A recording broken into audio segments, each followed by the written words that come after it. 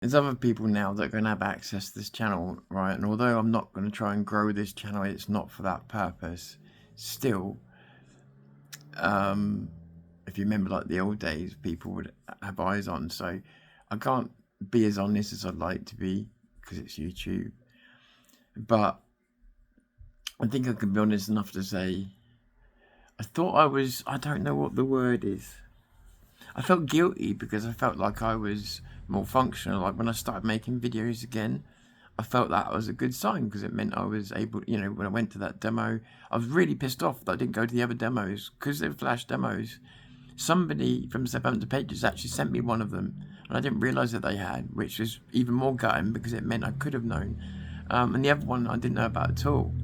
So, yeah, kind of gutting, but it's because I would have been there. But that got me motivated to do something, which I think is probably a good thing. And I've made videos that I'm not putting full effort into production and everything else because I'm not there yet. But so, that's all good. And I thought, I seem to be handling things a bit better. Although very aware that I need to keep myself away from certain situations, not get too involved yet, and blah blah blah. Right? So lots of caveats, and I'm aware of it. And sometimes you don't realize what you're carrying, and this could not be just with grief. It could be with any kind of stress. It could be just stress at work. It's a bit like any kind of pain. You get so used to it, you don't realize you're carrying it, and that could be true of anything. Humans build up tolerance, or so we think. And then long story short, I've had some real bad luck with electric bikes, and also the pricks that try and fix them, because somebody who was supposed to be good basically fried my last electric bike, and I didn't have money to get another one. And I went through quite a lot of poverty over the last 6 months, and things only just started to get better because I just paid lots of things off and paid things ahead of time and gave myself some breathing room. So I finally had the money to buy quite a cheap electric bike. It's not for the long term. It was only for short term, for a year maybe. But I still, I put, 380 quid into it. It's not, nobody put any money in it. It's all my money. It's just money I've saved. So, and I re-signed to Amazon Prime just to get the delivery and all that, right? And the reason I stopped having an Amazon, there's many reasons why I stopped having Amazon, but one of them was that I just kept getting shit delivered to me. But this thing that I ordered was absolutely rated highly by everything and everybody, and so I looked around the internet, everything, right? Really done my homework. So it turns out, and the very first thing you had to do was assemble the steering, very easy and very universal. And as soon as I went to put the bolts in, problem. Tried reversing the bolts around, problem.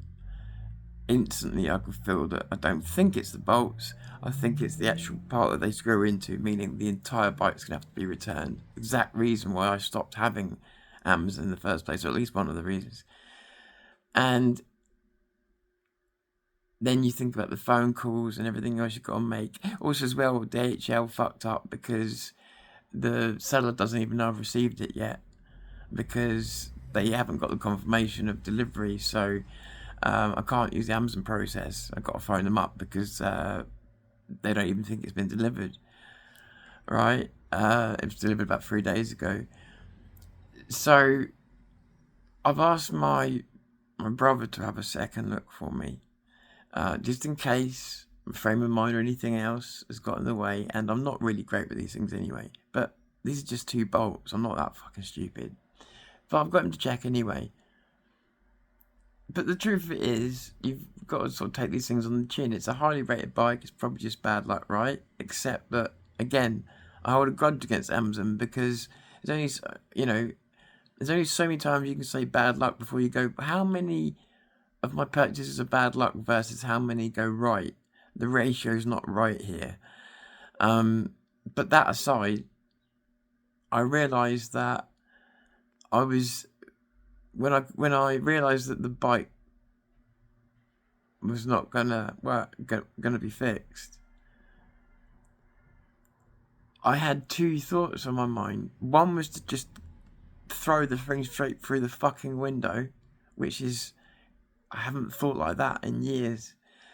And the other one was just to fuck it off, just walk away, don't even bother. Just forget it. You knew, I knew, this is the crazy thing, right? I'm gonna say two things and they're gonna sound very weird that I'm gonna put these in the same sentence. I'm not gonna say premonition.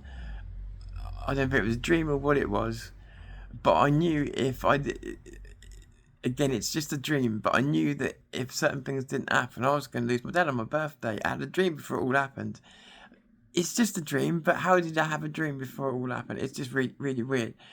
But when I heard the bike arrived, I instantly put my head in my hands like that. Right now, I should be happy, right? I should be feeling, if nothing else, if not happy, at the moment, relief, because that bike is going to take a lot of stress off my legs. That's why I bought it. I'm having problems.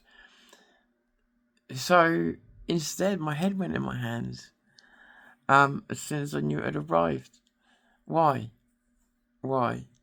And I walked over to get the bike, and on the way over, I was shaking my head, going, "There's going to be a problem." That's why I've got someone else to check it, in case I've self-fulfilling prophecy, because that can happen. Then if something goes wrong, or if something's slightly stuck or whatever else, sometimes you might not go through that problem. So that's why I've asked someone else to check it, because I was expecting trouble. But at the same time, I think I'm pretty sure I'm right. And how did I know? But I did. I fucking did.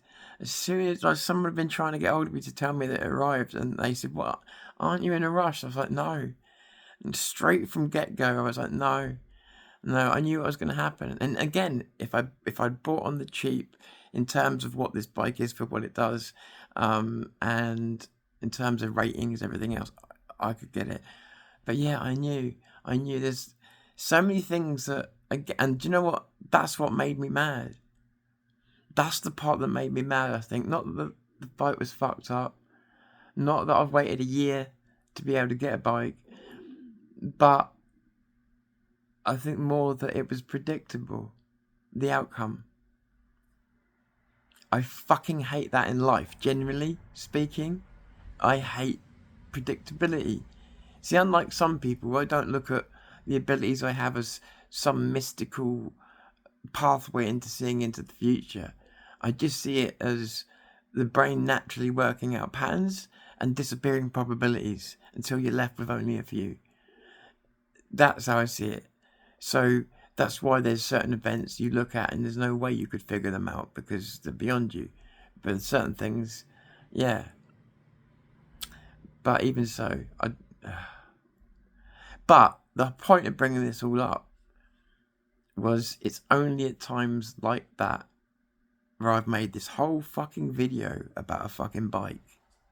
Just a bike, just a purchase that's gone wrong. And look at what I've turned it into. And the point of allowing that to continue was, it's times like this you realise just how much stress you're still carrying.